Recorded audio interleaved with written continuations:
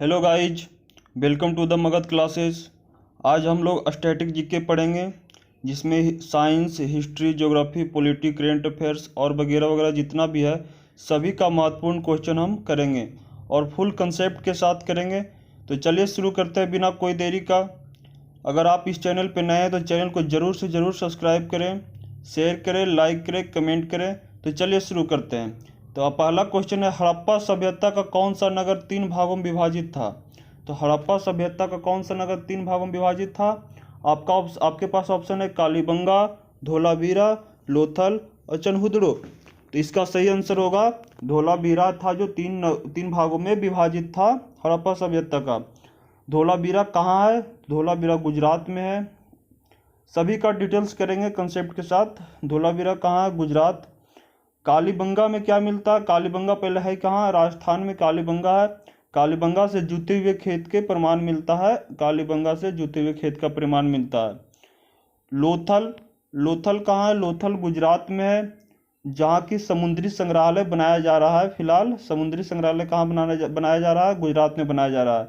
चनहुदड़ो कहाँ है? पाकिस्तान है। और किसके लिए फेमस है चनहुदड़ो? तो मनके बनाने का कारखाना है यहाँ पे, जो मनके बनाता है चनहुदड़ो में। चलिए अगला क्वेश्चन है, सिंधु घाटी सभ्यता थी लोह युगीन सभ्यता, ताम्र युगीन सभ्यता या कांस्य युगीन सभ्यता, या इनमें से कोई नहीं? तो जो सिंधु घाटी सभ्यता है वो कांस्य युगीन सभ्यता थी। इसका आंसर सी होगा। चलिए अगले क्वेश्चन, मूल संविधान में कितने मौलिक कर्तव्य थे? तो जब संविधान बना था उसमें मौलिक कर्तव्य कितने थे? तो मौलिक कर्तव्य कितने थे? एक भी नहीं थे। इसका आंसर सही क्या होगा? डी, एक भी नहीं। आइए इस मौलिक कर्तव्य के बारे में कुछ जान लेते हैं। तो मौलिक कर्तव्य कहाँ से लिया गया है? तो रूस से लिया गया है मौलिक कर्तव्य। और जो मौलिक कर्तव्य जुड़े हैं वो कब जुड़े हैं? तो 42वां संविधान संशोधन 1976 में सरदार स्वर्ण समिति आर्टिकल 51A अनुच्छेद 51A के तहत 10 मौलिक कर्तव्य जोड़े गए थे। 42वां संविधान संशोधन 1976 में सरदार स्वर्ण समिति आर्टिकल 51 के तहत 10 मौलिक कर्तव्य जोड़े गए। 11वां मौलिक कर्तव्य कब जोड़ा गया? तो 11वां मौलिक कर्तव्य है जो 86वां संविधान संशोधन 2002 में जोड़ा गया। अब वर्तमान में मौलिक कर्तव्य की संख्या कितना है? 11 है। ये भी याद रखिएगा कि वर्तमान में मौलिक कर्तव्य की संख्या कितना? 11 है। 11वां मौलिक कर्तव्य कब जोड़ा गया? तो 86वां संविधान संशोधन 2002 में जोड़ा गया। अगला क्वेश्चन, कांग्रेस की पहली भारतीय महिला अध्यक्ष कौन थी? कांग्रेस की पहली भारतीय महिला अध्यक्ष कौन थी? सरोजिनी नायडू थी। और पहली महिला अध्यक्ष कौन थी कांग्रेस की? तो एनी बेसेंट थी पहली महिला अध्यक्ष। सरोजिनी नायडू क्या थी? भारत की पहली महिला राज्यपाल थी सरोजिनी नायडू। और इन्हीं के जन्म दिवस पर महिला दिवस मनाया जाता है 13 फरवरी को। 13 फरवरी को महिला दिवस मनाया जाता है सरोजिनी नायडू के जन्म दिवस पर। चलिए अगले क्वेश्चन की ओर, मृतकों का टीला माउंट ऑफ द डेड किसे कहा जाता है? हड़प्पा, सुरकोतड़ा, मोहनजोदाड़ो या कालीबंगा? तो किसे कहा जाता है? मोहनजोदाड़ो को कहा जाता है mount of the dead. Answer होगा इसका सी, मोहनजोदाड़ो।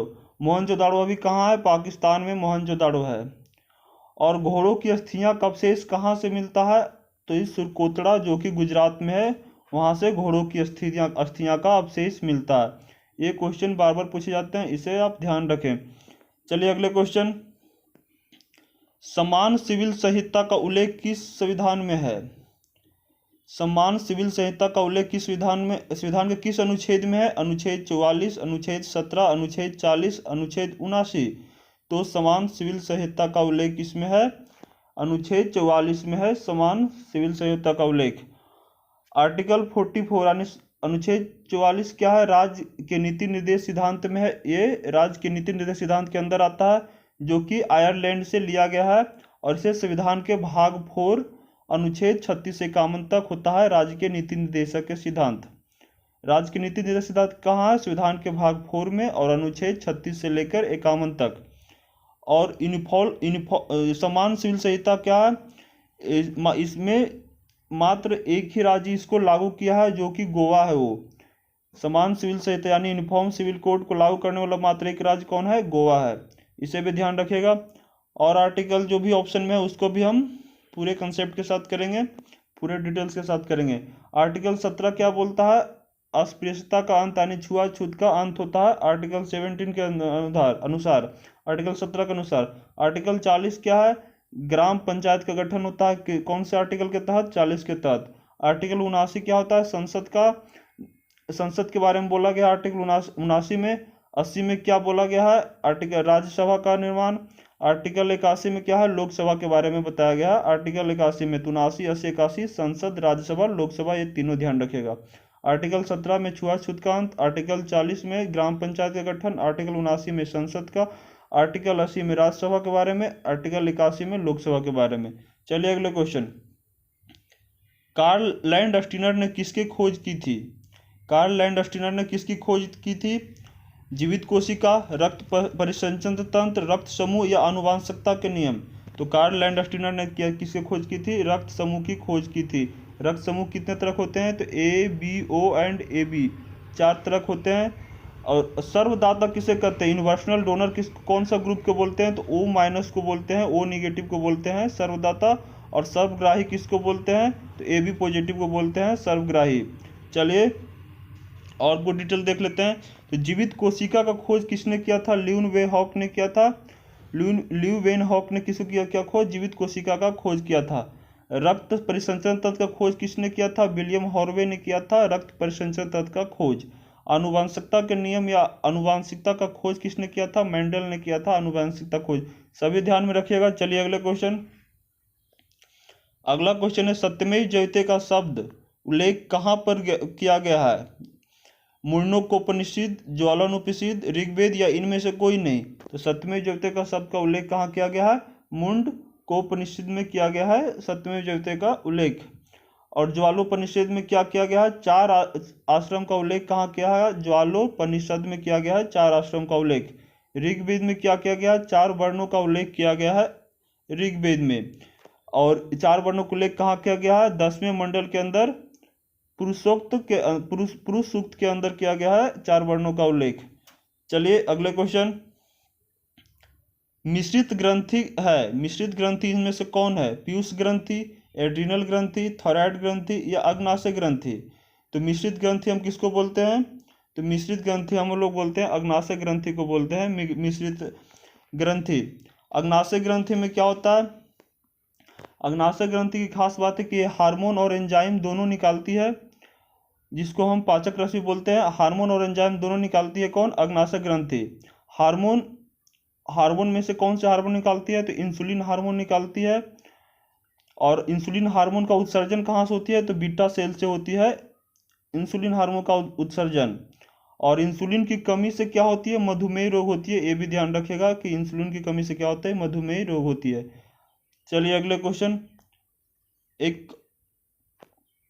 इसको और भी डिटेल कर लेते हैं कि अग्नाशय के रस को क्या बोलते हैं? पूर्ण पाचक रस बोलते हैं अग्नाशय रस को।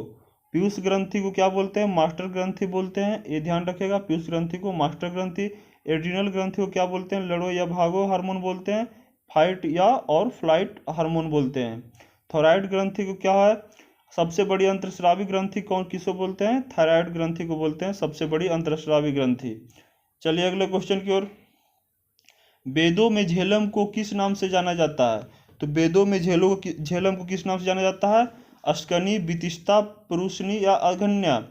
तो वेदों को झेलम नदी में किस नाम जाना जाता है? वितिष्ठा के नाम से जाना जाता है वेदों में। और अस्कनी को किस नाम से जाना जाता है? चेनाब नदी को किस नाम से जाना जाता है? अस्कनी के। रावी नदी को, पुरुषनी को। और अगन्या किसको बोलते हैं? गाय को बोलते हैं। वेदों के अंदर क्या बोलते हैं? अगन्या को गाय बोलते हैं। चलिए अगले क्वेश्चन। असुमेलित को पहचानना है। देश और राजधानी में केन्या का राजधानी नैरोबी, स्वीडन का राजधानी स्टॉकहोम, डेनमार्क का कोपेनहेगन, तंजानिया का रबात। इनमें से कौन सही है और कौन गलत है? गलत कौन है उसको चुनना है। तो केन्या का राजधानी नैरोबी होता है, ये सही है। स्वीडन का राजधानी स्टॉकहोम होता है, ये भी सही है। डेनमार्क का राजधानी कोपेनहेगन होता है, ये भी सही है। लेकिन तंजानिया का राजधानी रबात नहीं होता है। क्या होता है इसके बारे में हम नीचे देखेंगे। चलिए। नैरोबी में यूएनपी की स्थापना की गई है। नैरोबी यूएनपी की स्थापना कहाँ की गई? नैरोबी में की गई। कब की गई थी? तो 5 जून 1972 को की गई थी यूएनईपी की स्थापना। और 5 जून को हम लोग क्या मनाते हैं? विश्व पर्यावरण दिवस मनाते हैं। और ये कब से शुरू हुआ था? तो 1974 से शुरू हुआ था विश्व पर्यावरण दिवस। पहला पर्यावरण दिवस की अध्यक्षता किसने की थी? कौन से देश ने की थी? तो यूएसए ने की थी पहला पर्यावरण दिवस की अध्यक्षता। और 2021 में अध्यक्षता किसने की थी? तो पाकिस्तान ने की थी पर्यावरण दिवस की अध्यक्षता। स्टॉकहोम में पहला सतत विकास सम्मेलन होता है। स्टॉकहोम में पहला सतत विकास सम्मेलन होता है। अब आते हैं तंजानिया की राजधानी कहाँ है? दोदोमा है तंजानिया की राजधानी। मोरक्को की राजधानी कहाँ है? रबात है जो मोरक्को की राजधानी है। और माउंट किलिमंजारो कहाँ है? माउंट किलिमंजारो भी है तंजानिया में, अफ्रीका के अंदर तंजानिया में। ये सभी ध्यान रखिएगा, सभी इंपॉर्टेंट है। चलिए अगले क्वेश्चन। विशाखा दत्त द्वारा कौन सी पुस्तक लिखी गई? इंडिका, मृच्छकटिकम, मुद्रा राक्षस या कादम्बरी? कौन सी बुक लिखी गई विशाखा दत्त द्वारा? इंडिका, मृच्छकटिकम, मुद्रा राक्षस या कादम्बरी? तो कौन सी लिखी गई थी? तो मुद्रा राक्षस लिखी गई थी विशाखा दत्त द्वारा। इंडिका किसकी पुस्तक है? मैगस्थनीज की पुस्तक है। मृच्छकटिकम किसकी पुस्तक है? तो शूद्रक की पुस्तक है मृच्छकटिकम। कादम्बरी किसकी पुस्तक है? बाणभट्ट की पुस्तक है। और किसके समय में ये लिखा गया था? तो हर्षवर्धन के समय में ये बुक लिखा गया था बाणभट्ट के द्वारा, कादम्बरी बुक। चलिए अगले क्वेश्चन। धम्मचक्र प्रवर्तन का संबंध है। धम्मचक्र का प्रवर्तन का संबंध किससे है? सारनाथ, लुम्बिनी, बोध गया, कुशीनगर? तो इसका संबंध है सारनाथ से। महात्मा बुद्ध ने सबसे पहला उपदेश कहाँ दिया था? तो सारनाथ, जो कि यूपी में है, वहाँ दिए थे। और पहले उपदेश को क्या बोलते हैं? धम्मचक्र प्रवर्तन बोलते हैं पहला उपदेश को। इसलिए इसका आंसर क्या होगा? धम्मचक्र का प्रवर्तन का संबंध सारनाथ से। लुम्बिनी में क्या हुआ था? बौद्ध का जन्म हुआ था। बोध गया में क्या हुआ था? ज्ञान की प्राप्ति हुई थी। और कुशीनगर में क्या हो गई थी? मृत्यु हुई थी। और मृत्यु को हम क्या बोलते हैं? महापरिनिर्वाण बोलते हैं। और कुशीनगर में एक हाल फिलहाल में ही ट्रांसजेंडर यूनिवर्सिटी खोला गया है कुशीनगर में, ये भी ध्यान रखिएगा, ये करंट अफेयर है। चलिए अगला क्वेश्चन। निम्न में से कौन सा असत्य है? ब्लैक पेगोडा उड़ीसा में है, कैलाश मंदिर महाराष्ट्र में है, सबरीमाला कर्नाटक या विरूपाक्ष मंदिर कर्नाटक? तो ब्लैक पेगोडा कहाँ है? उड़ीसा में, ये सही है। कैलाश मंदिर कहाँ है? महाराष्ट्र में, ये भी सही है। विरूपाक्ष मंदिर कहाँ है? कर्नाटक में, सही है। सबरीमाला मंदिर कर्नाटक में नहीं है, यानी कि आपका आंसर क्या होगा? सी होगा सही आंसर, ये गलत है।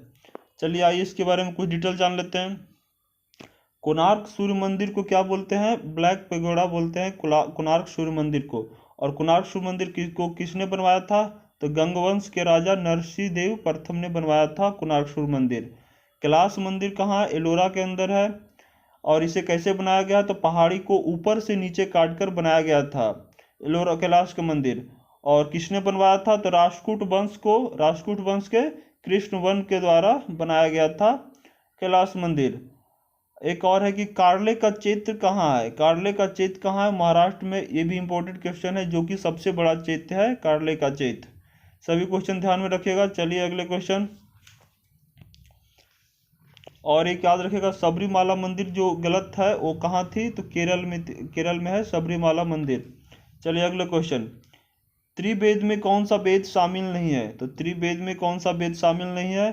अथर्ववेद शामिल नहीं है त्रिवेद में, ये याद रखिएगा। अथर्ववेद को क्या बोलते हैं? जानुटोना वेद बोलते हैं अथर्ववेद को। तो ये रही आज की क्वेश्चन। आपको कैसी लगी? अगर अच्छी लगी तो कमेंट करें, और अगर नए हैं तो चैनल को जरूर सब्सक्राइब करें, शेयर करें, कमेंट करें। धन्यवाद, मिलते हैं अगले वीडियो में।